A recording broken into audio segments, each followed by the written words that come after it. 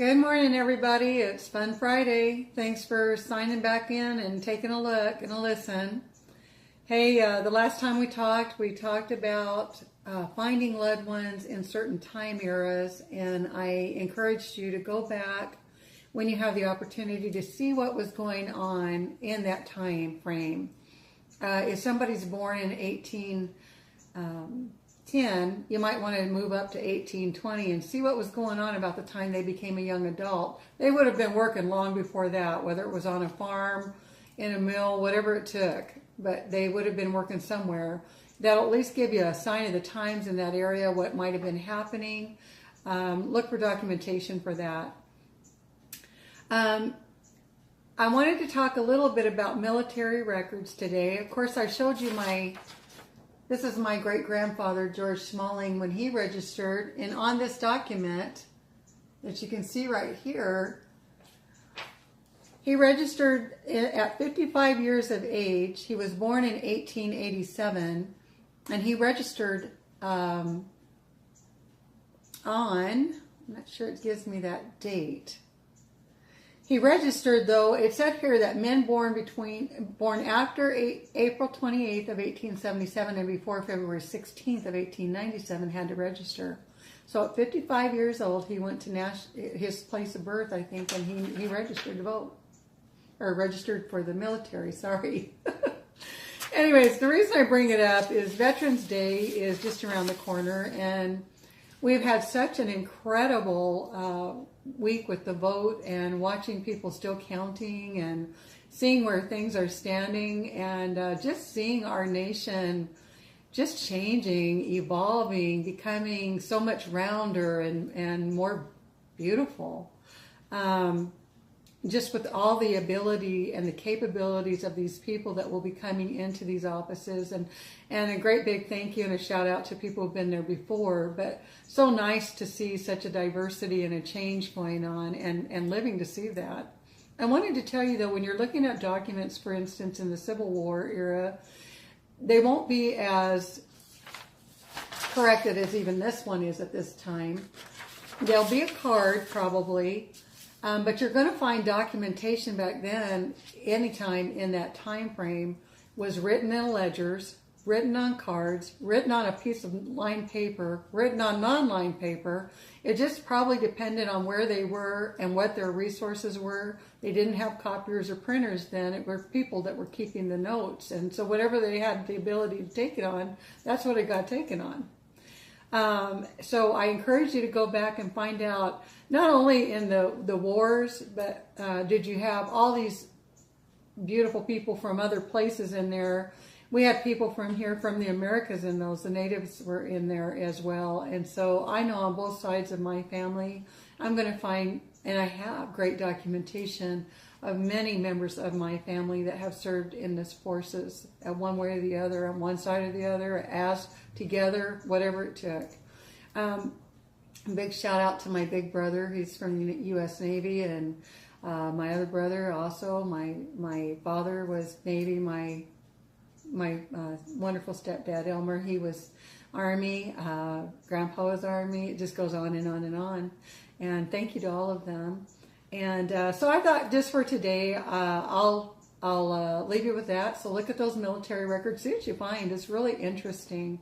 And today I'd like to work a little bit on a song I like. I love it. I'll sing it a cappella most of the time. My voice is kind of breaking up, so I really do apologize for that.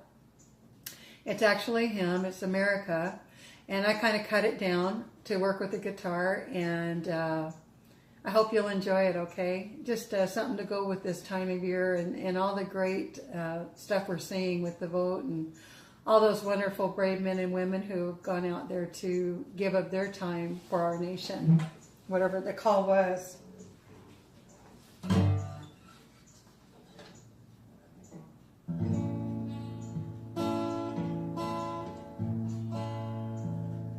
Oh, beautiful,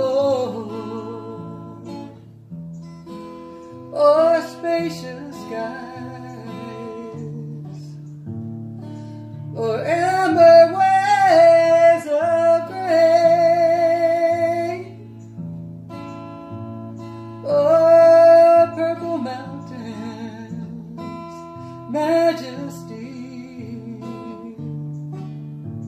above the fruited plain. America, America,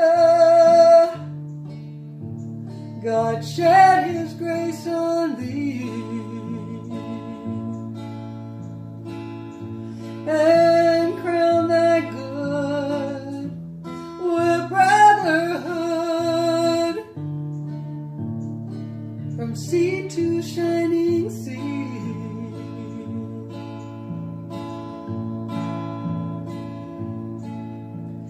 Oh, beautiful, our heroes prove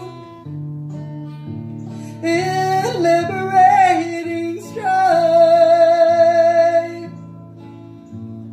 who mourned self, their country loved, and mercy more than life. America, America, God shed his grace on thee,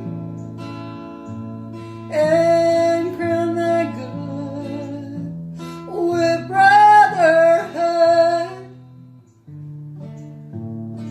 from sea to shining sea. And crown thy good with brotherhood,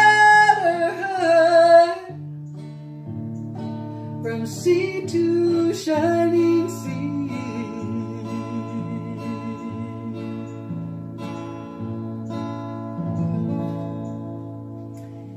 Hey, thanks for letting me share that with you. It's one of the most beautiful songs out there, I think. I really like it, and I try to make it work for how I feel. And today I feel very touched by the freedom of this land and the ability that we have to do the things that we get to do. Hey, your blood calls you, so go find it. It's a very interesting world we live in, and we're seeing so many things that are changing and so many wonderful changes. Please watch your children. Keep your families close. I keep seeing more and more children kidnapped, children missing, people being approached in parking lots. Keep your eyes open. Watch for things. Make sure you let people know, hey, I see you, so that they're not coming up and bothering you. If you notice something, just call 911 and call it in as anonymous. Give somebody a heads up. You see something at the mall you don't like, call anonymously. Let them know. I can tell you from being in law enforcement in the past, resources are kind of tight. But when it comes to trying to protect people, when they know something, they're sending you out trying to look for it, watch for it, build something on it. So every little bit helps. Keep that in mind. Keep sharing on Facebook. Keep that public media going. Let's get these kids home, get them safe, keep our loved ones safe, and keep people from trying to take them. It just takes a second for somebody to devastate your life. Don't let them do it. Hey, be happy. Happy's a choice. A lot of miserable folks out there. Find it in your heart to be happy and share that with other people. I'm Native by Heart Art by Sean Shelton. Thanks so much for tuning in. If you're looking at one of the stations here, Facebook, Instagram, LinkedIn, go over to YouTube if you wouldn't mind and hit subscribe. God bless America and God bless you. Have a great day.